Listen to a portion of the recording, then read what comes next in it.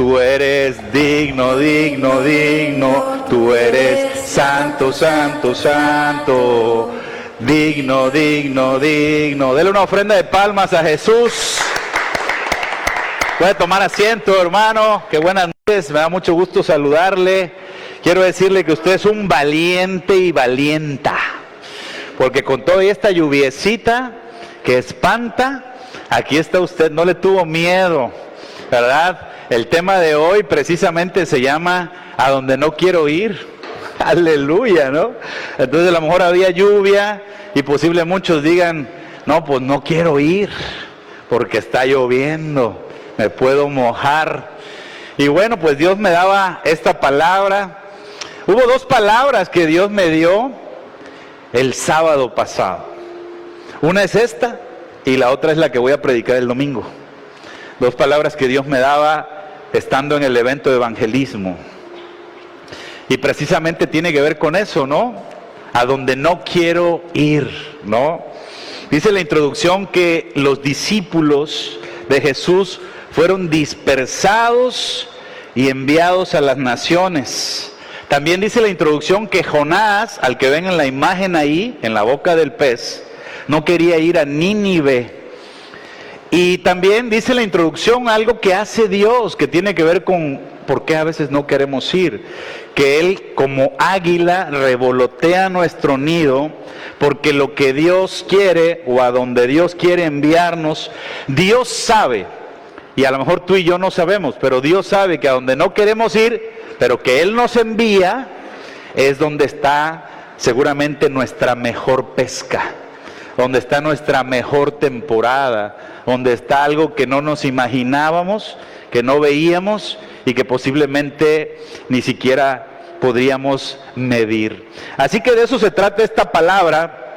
Y yo le pregunto a todos los que están aquí con esta noche con nosotros, si yo hoy les dijera, hermano, quiero que te levantes mañana a las 4 de la mañana, hermano Armando, doctor, mañana a las 4, por favor, nos vemos a las 4 de la mañana aquí, todos listos. Le voy a decir, espérame, pastor, 4 de la mañana, es una hora inusual, es muy difícil levantarse a esa hora, estoy en el quinto sueño.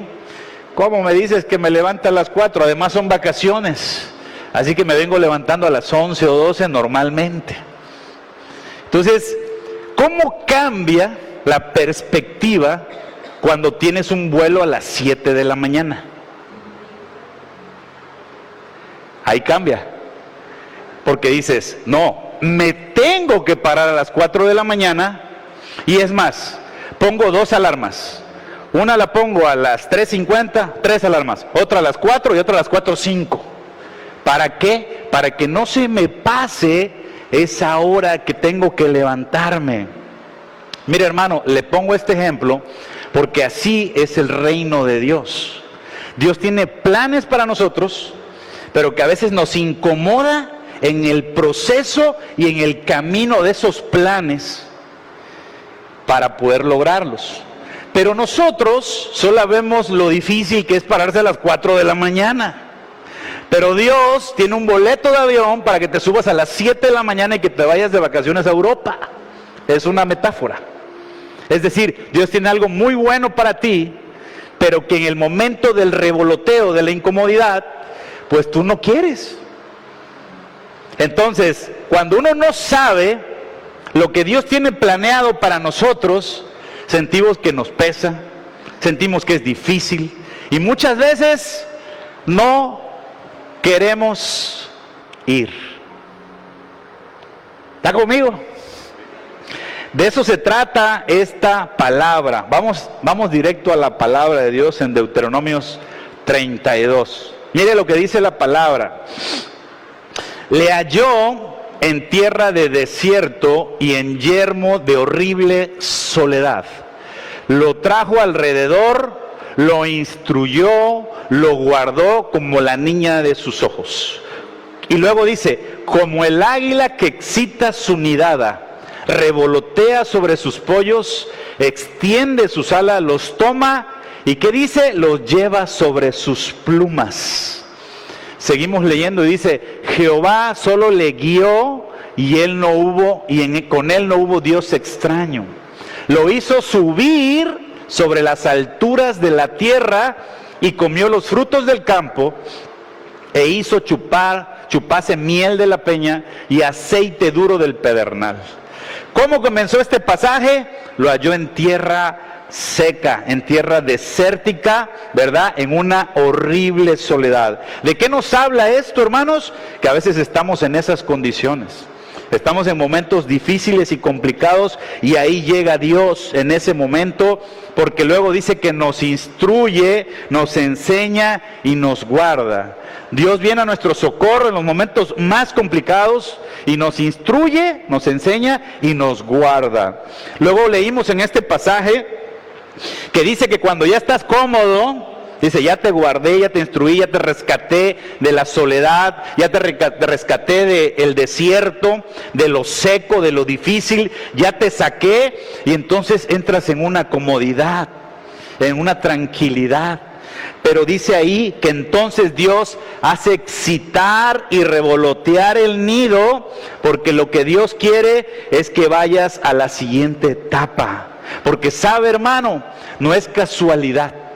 A Dios sabe perfectamente y nos conoce que esa tranquilidad y esa pasividad y esa comodidad nos puede traer problemas. ¿Por qué? A David le pasó.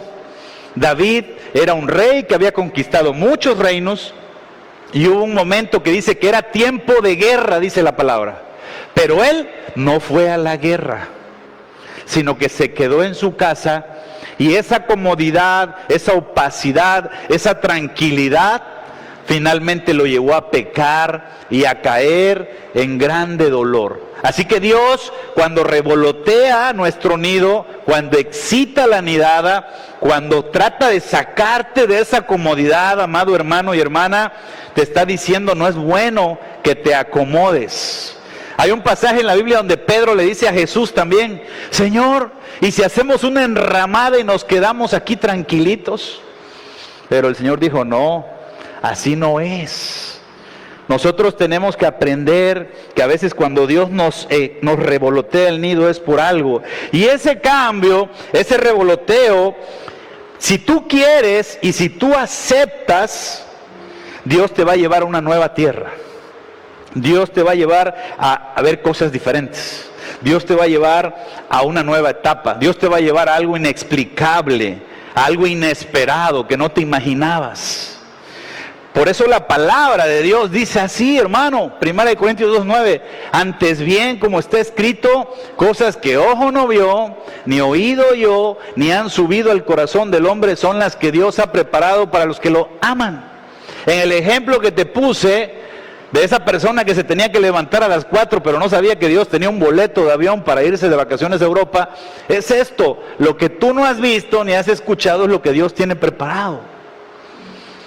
Muchas veces nos incomodamos por el proceso, por lo difícil, por lo complicado. Dios, ¿por qué otra vez me estás revoloteando el nido? Si apenas me estaba acomodando, apenas estaba yo, tomando aire. Porque el Señor te quiere llevar a más, a conocer cosas que no habías visto.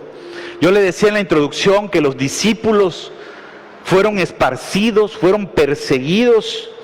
Y siempre tú te preguntarás, ¿por qué, hermanos, por qué alguien que está haciendo lo bueno tiene que ser perseguido y dispersado? ¿Por qué? ¿No te has preguntado eso? Oye, a ver, estaban predicando el evangelio, dice que la iglesia primitiva vendían sus cosas para repartírselos entre ellos. Estaban haciendo una labor extraordinaria en medio de la gente que no creía que Jesús era el Mesías y ellos lo predicaban sin temor. ¿Y por qué eran perseguidos y matados?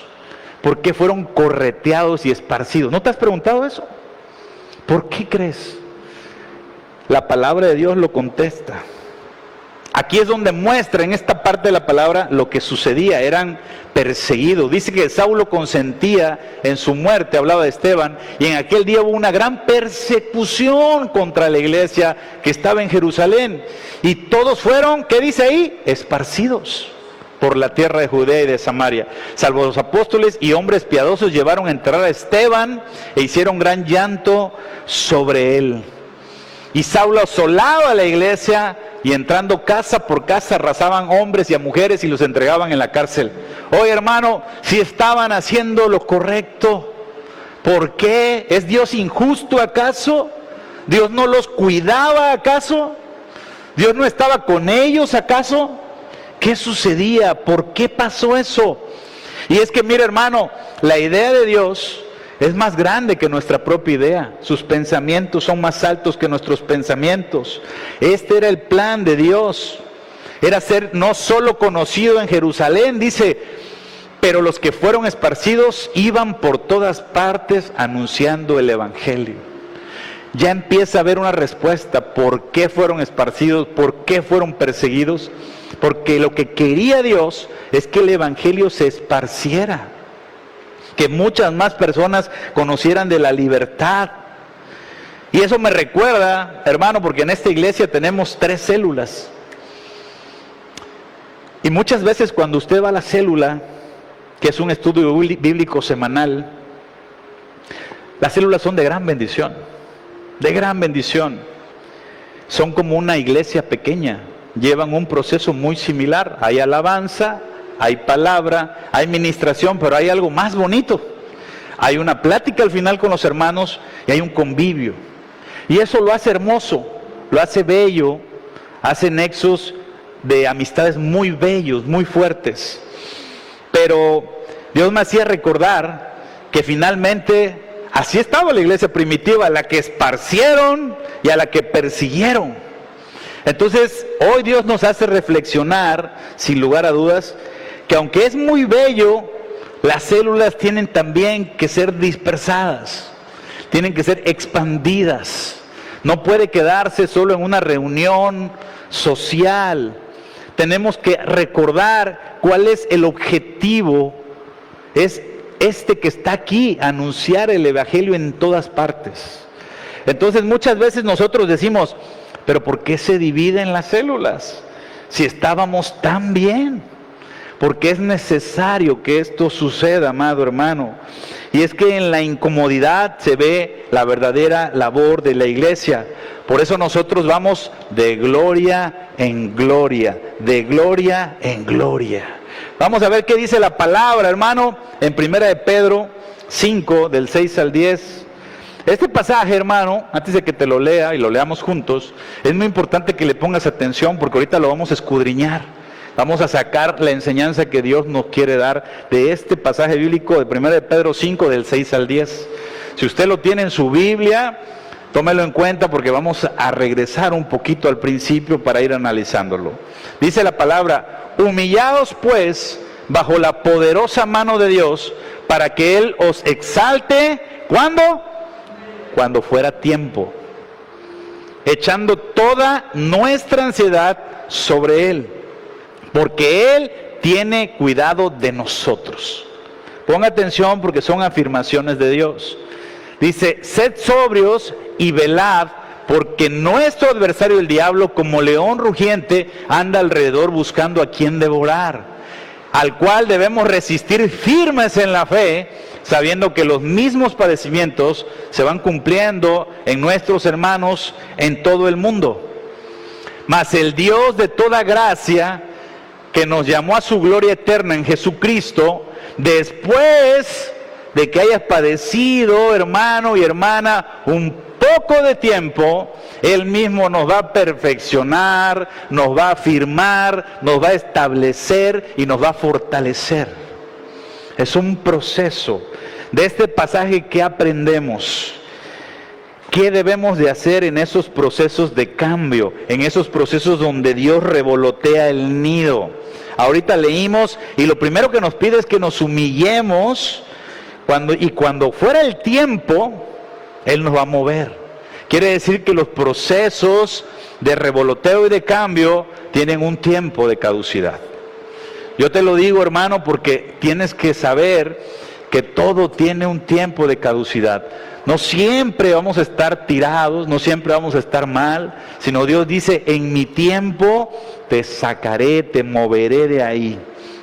Otra cosa que aprendemos es que sabemos que ante un proceso como ese, un proceso de cambio a lo que estábamos acostumbrados, a la comodidad, hermano, nos pone ansiosos, nos pone estresados, ¿verdad? Y de verdad, hermano, eso es normal. Es como el proceso de un niño en el vientre de su madre. Usted ve a un niño y un niño en el vientre de su madre, ¿verdad? No sabe que un día va a usar sus piernas. No sabe que un día le van a salir dientes y va a comer. Porque hoy nada más está conectado por el cordón umbilical y no las usa. Pero ese proceso lleva un tiempo y Dios dice, yo tengo el control, ten confianza en mí. Este proceso, y si sabe que el niño se estresa, hermano, cuando van a nacer. El niño se estresa porque él va a lo desconocido. No sabe qué es respirar, no sabe qué hay afuera, no sabe si va a ser mejor. Y muchas veces estamos así. Estamos en un proceso y creemos que eso es el fin.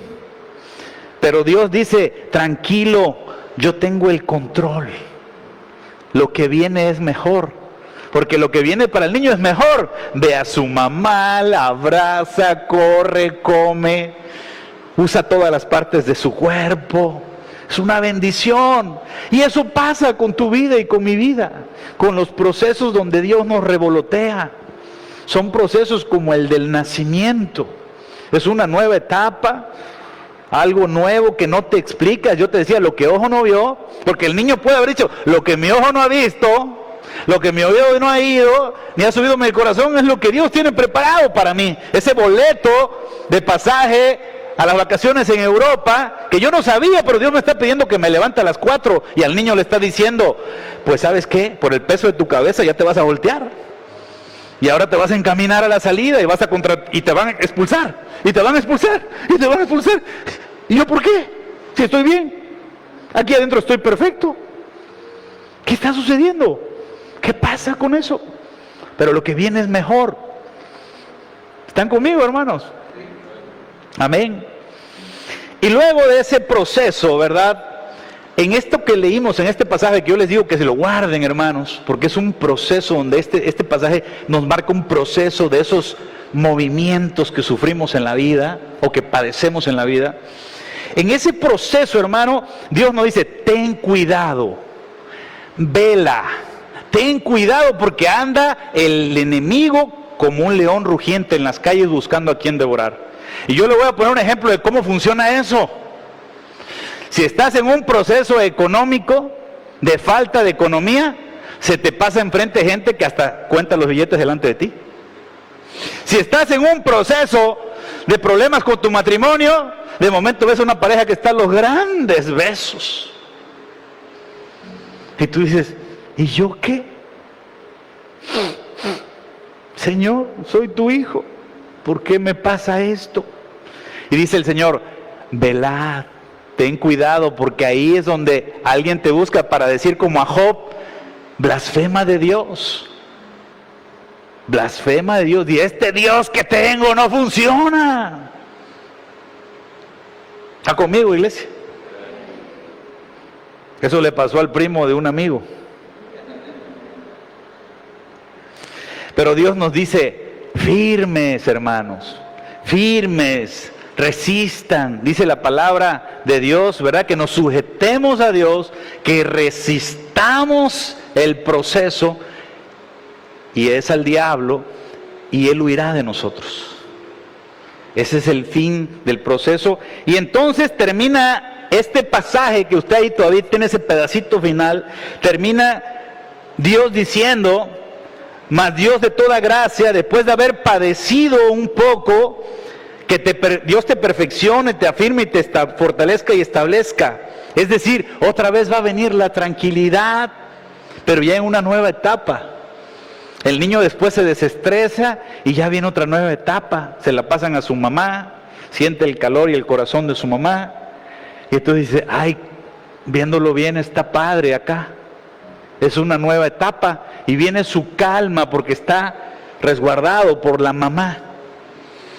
Y entonces esto, amado hermano, es un ciclo. Es un ciclo donde logras algo, te estableces y luego viene otra vez la incomodidad. Logras algo, te estableces y otra vez viene una incomodidad. Por eso la palabra dice que vamos de gloria en gloria, venciendo y avanzando, venciendo y avanzando. Y es que eso no es fácil. Mire, yo le platico una pequeña anécdota. Yo tenía un compañero de trabajo que pertenecía a otra iglesia y estaba trabajando ahí con nosotros.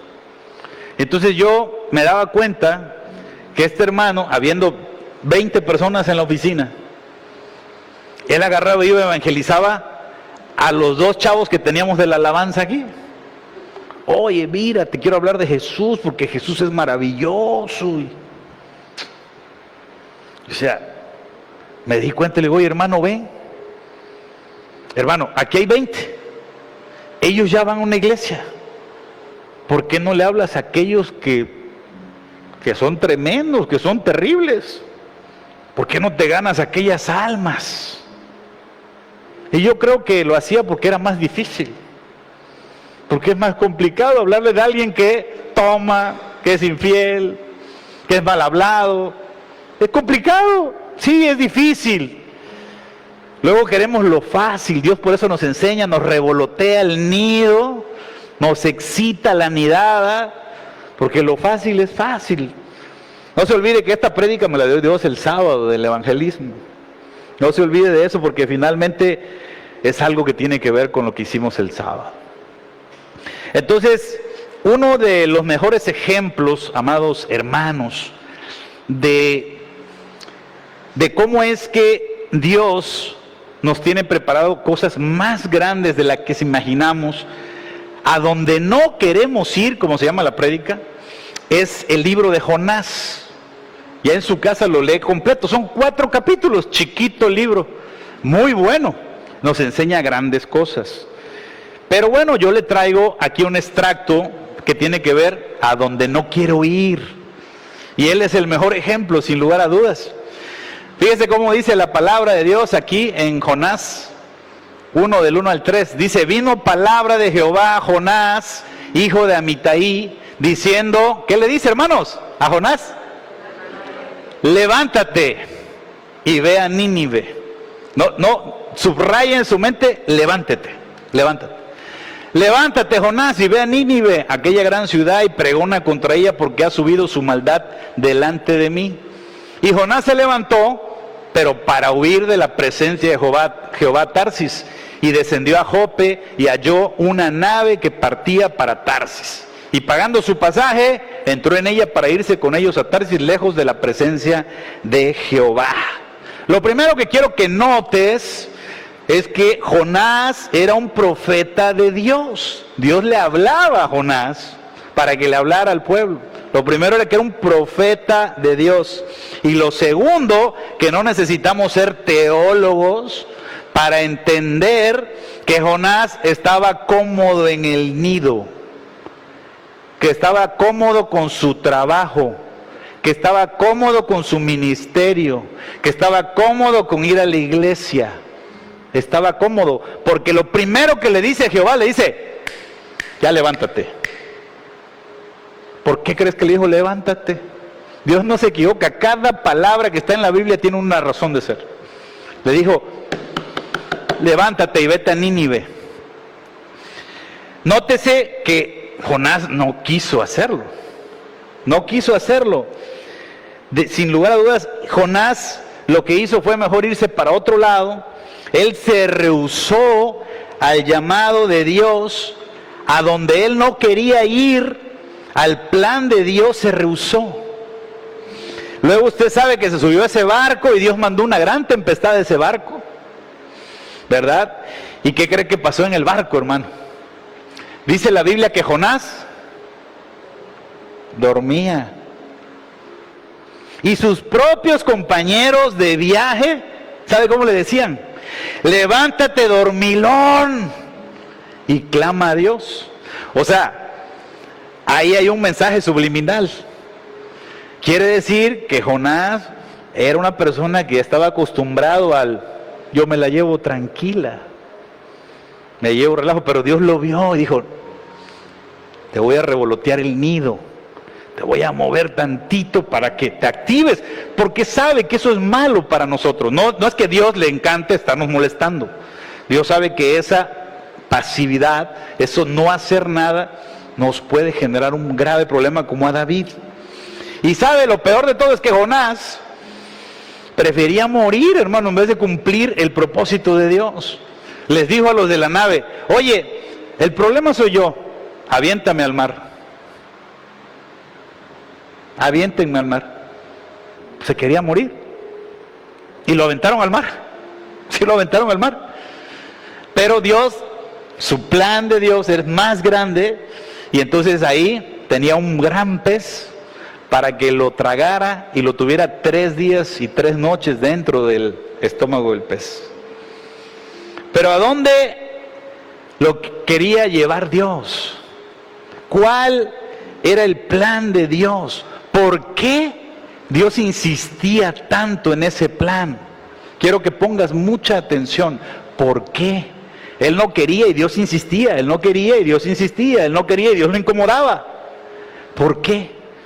Por la palabra de Dios. Aquí dice Jonás 3 del 1 al 5.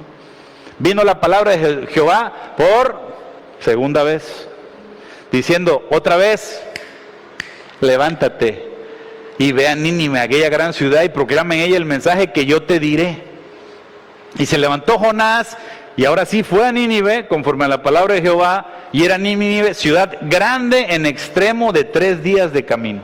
Y comenzó Jonás a entrar por la ciudad, camino de un día, predicaba diciendo, de aquí a 40 días, Nínive será destruida. Y los hombres de Nínive creyeron a Dios y proclamaron ayuno y se vistieron de cilicio desde el mayor hasta el menor de ellos. ¿Qué quería Dios? ¿Cuál era el plan de Dios macro por el que estaba revoloteando el nido de ese profeta dormido? De esa persona apacible que estaba conforme con lo que estaba haciendo. Dios quería y sucedió esto precisamente. Y vio Dios lo que hicieron esos de Nínive, que se convirtieron de su mal, y se arrepintió Dios del mal que había dicho que les haría y no lo hizo. ¿Qué significa? ¿Qué lección Dios le da a Jonás y nos da esta noche a nosotros? Vamos a leer la palabra. Jonás 4, 10, 11 dice, y dijo Jehová a Jonás, ¿tuviste tú lástima de una calabacera en la cual no trabajaste ni tú la hiciste crecer, que en espacio de una noche nació y en espacio de otra noche pereció? ¿Y no tendré yo piedad de Nínive, aquella gran ciudad donde hay más de 120,000 personas que no saben discernir entre su mano derecha y su mano izquierda y muchos animales? ¿Qué hizo? ¿Qué hizo Dios? Regresamos, por favor, Gabriel, me pasé, le di uno de más. Dios le mostró a Jonás que a donde no quería ir, se salvaron más de 120,000 personas. ¿Por qué no esparcir, hermanos, la célula? ¿Por qué no ir a las campañas de evangelismo donde hay calor? A lo mejor es peligroso. ¿Por qué no poner un letrero afuera de tu casa que ahí hay estudio bíblico? ¿Por qué no invitar al vecino, al compañero de trabajo? ¿Qué vale más que la salvación de las almas? Esto es lo que le estaba diciendo Dios a Jonás y hoy nos recuerda a nosotros. ¿Qué vale más que un alma, hermano? ¿Qué vale más que la salvación de un alma? Fuimos al evento de evangelismo y fueron 10 personas. Para la gloria de Dios. A lo mejor muchos esperaríamos cientos, pero fueron 10 personas. Pero un alma vale más que muchas cosas. Que un alma se salve es de gran bendición. Tal vez, hermano, digas, es que estoy cansado. Tal vez digas, es que no tengo tiempo. Pero quiero recordarte que Pedro, el apóstol Pedro, se había pasado todo el día pescando, que era su profesión, a lo cual se dedicaba y sabía. Y cuando Pedro se encontró con Jesús, Jesús le dijo, quiero que vuelvas a ir a pescar. Señor, estoy cansado. Yo sé mi trabajo. Jesús lo incomodó. ¿Y saben qué pasó después de eso? Fue la pesca milagrosa. Dice la palabra que no podían subir ni siquiera las redes de la cantidad de peces que había. Pero lo más importante, hermano, lo más importante es lo espiritual. Ahí Pedro recibió algo de Jesús, que es lo que nosotros ganamos cuando seguimos ese camino de incomodidad. Jesús le dijo, yo te haré pescador de hombres.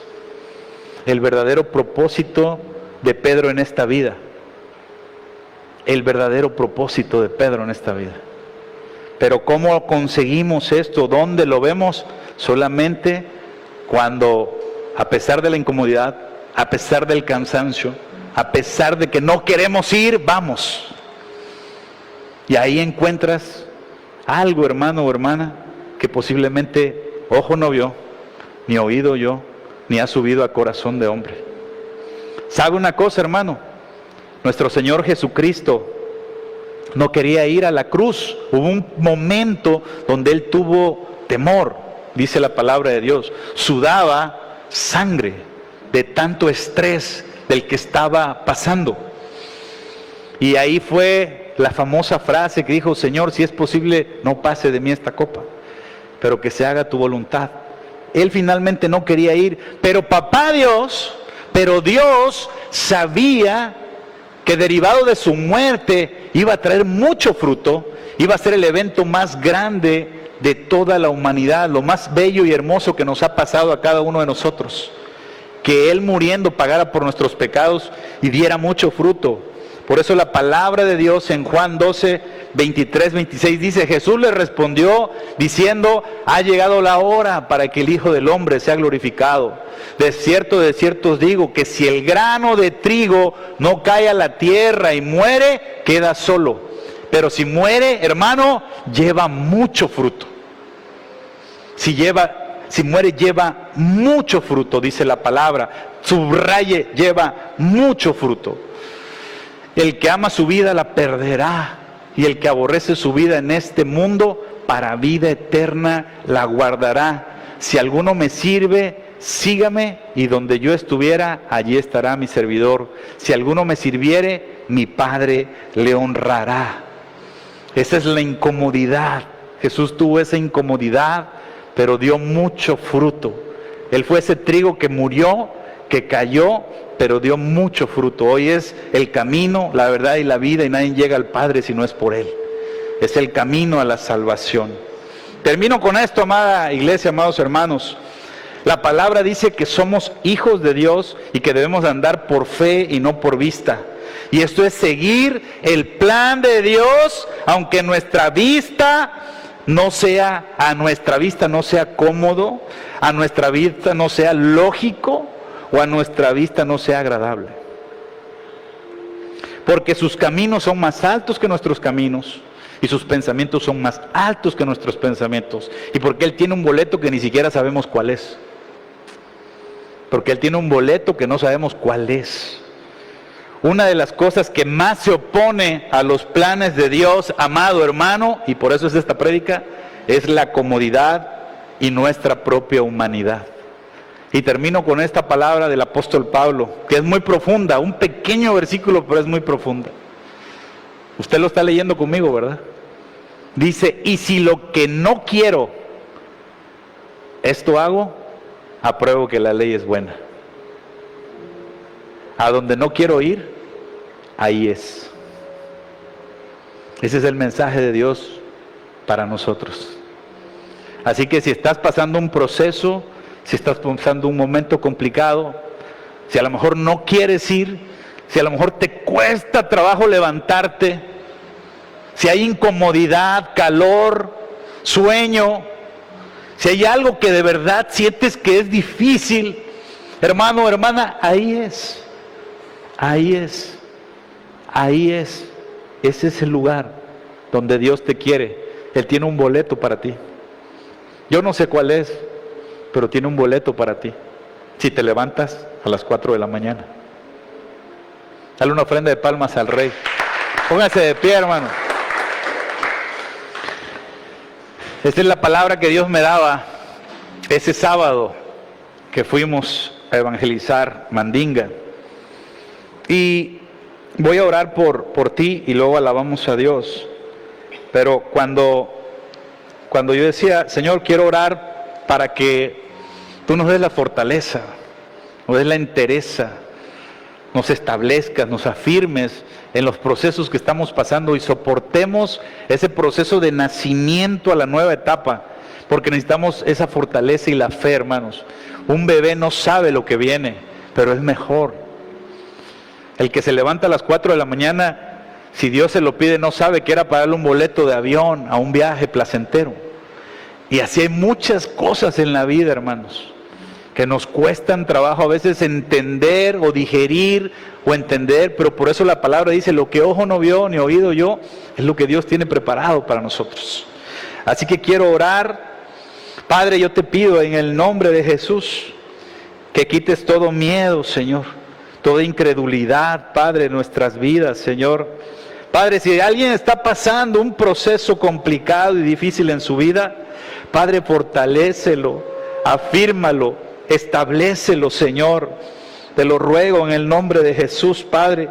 Y así como el niño, Señor, que no sabe qué viene, que lo están expulsando del lugar cómodo donde está, yo te pido, Señor, que nos des la fe, que no vivamos por vista, sino por fe, Señor, que confiemos en que el proceso terminará, que ese proceso saldrá adelante. Dice tu palabra que tú no dejas a un justo caído, Señor. Así que yo te pido, Señor, que eches fuera todo temor en esta hora, en el nombre de Jesús, Padre, y que nos recuerdes que tú estás con nosotros. Padre, no permitas que desmayemos, Señor, porque tú eres nuestro Dios, que nos esfuerzas, Padre, que nos ayudas, que nos sustentas con la diestra de tu justicia, Señor. Padre, tú estás con nosotros como poderoso gigante. Padre, los que nos persiguen no prosperarán, no prevalecerán, tendrán eterna confusión que jamás será olvidada, Padre. Fortalécenos, establécenos y afírmanos, Señor, y danos la fortaleza para seguir avanzando a pesar del calor, de la incomodidad, de los ataques, de la mentira, de la traición. Fortalécenos, ayúdanos, Padre, ayúdanos a confiar en ti, incrementa nuestra fe, Señor. Todo esto te lo pedimos en el nombre de tu Hijo amado Jesús. Amén. Vamos a alabar a Dios, hermanos.